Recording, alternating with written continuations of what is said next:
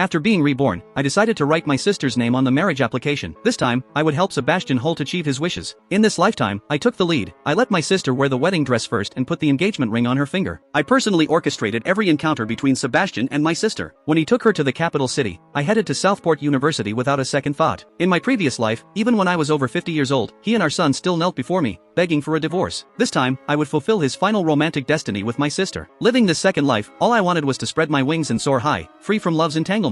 Chapter 1. Just fill in your name and give it to me. Sebastian Holt impatiently tapped the table. I stared at the marriage application, my fingertips gently rubbing the rough edges of the paper as my thoughts drifted. In my previous life, I solemnly filled in my own name as if I were handling a sacred decree, then excitedly dragged Sebastian to buy our wedding things. All I ended up getting was a harsh scolding from him because he was rushing back to take care of Vivian Hayes during her period. Now I just responded dismissively, I got it. I glanced up at his anxious expression and that hand that kept checking his watch. He was wearing a white shirt today with sleeves rolled up to his elbows, revealing his well-defined forearms. I remembered that Vivian loved this look on him most. She said it made him look clean and refreshed. If you have something urgent to handle, go ahead, I said, suppressing the bitterness rising in my heart while feigning nonchalance. I'll submit it myself after filling it out. He was visibly relieved, his tone softening somewhat. Don't worry, since we're getting married, I'll take responsibility for you. But stop being jealous of Vivian from now on. If others find out, it'll damage her reputation. I remained silent. I had explained myself countless times in my previous life, but in his eyes, I was just a jealous and petty sister who could not tolerate her gentle and kind younger sister. He said nothing more and hurriedly turned to leave. I took a deep breath, trying to calm my erratic heartbeat,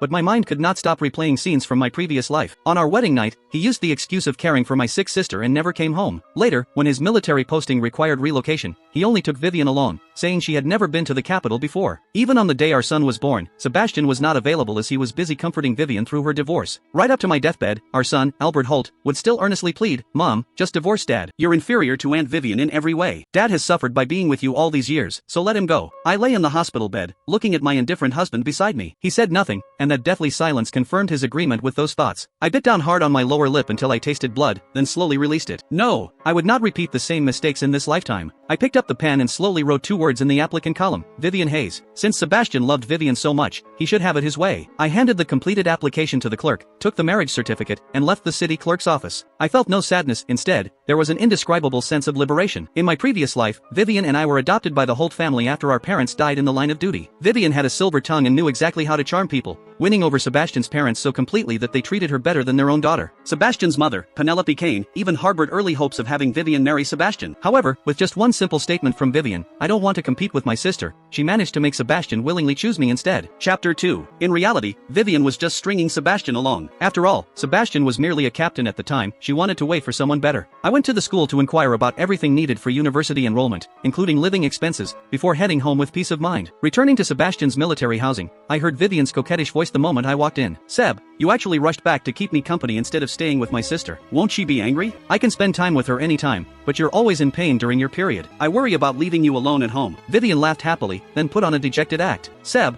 will you still treat me well after marrying my sister? Of course. Sebastian's tone was firm.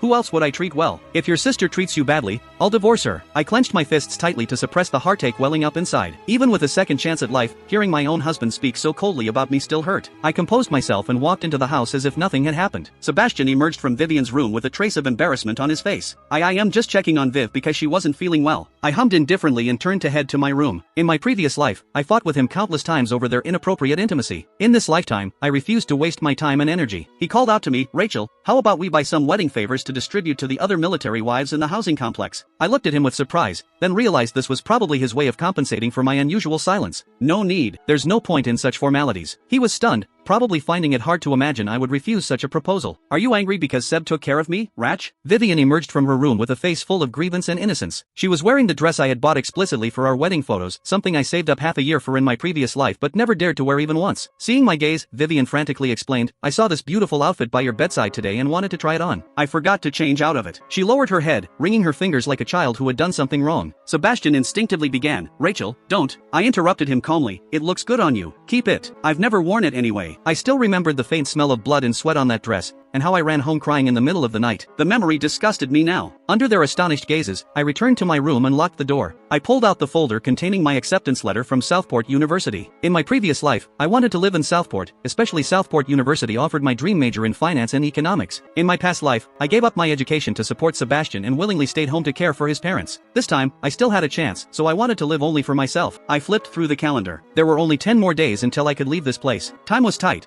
but I had to use every minute I could spare. A sudden knock interrupted my thoughts, and I opened the door impatiently. Sebastian stood there holding a bowl of noodles, his tone gentle as he said, "You must be hungry. I made you some instant noodles." I was dazed for a moment. In my previous life, he was either cold as ice toward me or only spoke harshly. Chapter 3. I had not seen Sebastian acting this tender and affectionate in a long time. No need. I already ate outside. How is that possible? Aren't you always reluctant to spend money? His words stung. I used to be reluctant to spend money, living frugally and spending most of my part-time earnings to buy him things.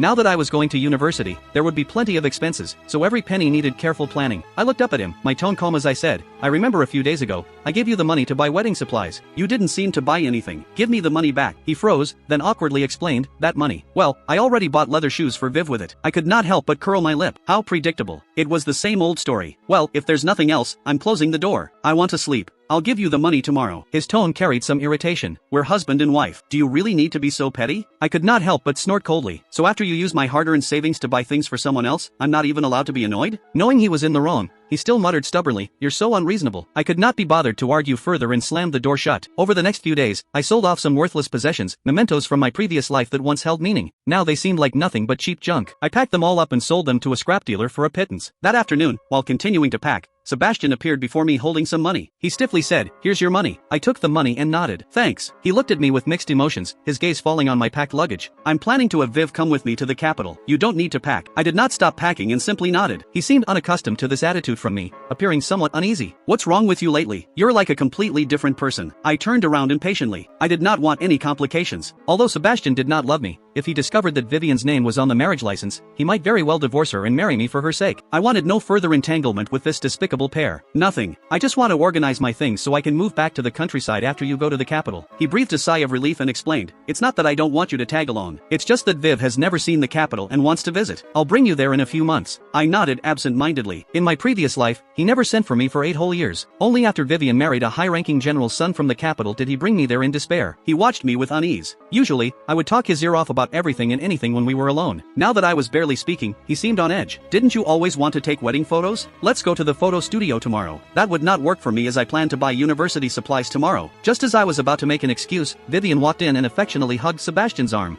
"Seb, what photo studio? I want to take pictures too." Sebastian smiled and patted Vivian's head. "Sure, we'll all go together tomorrow."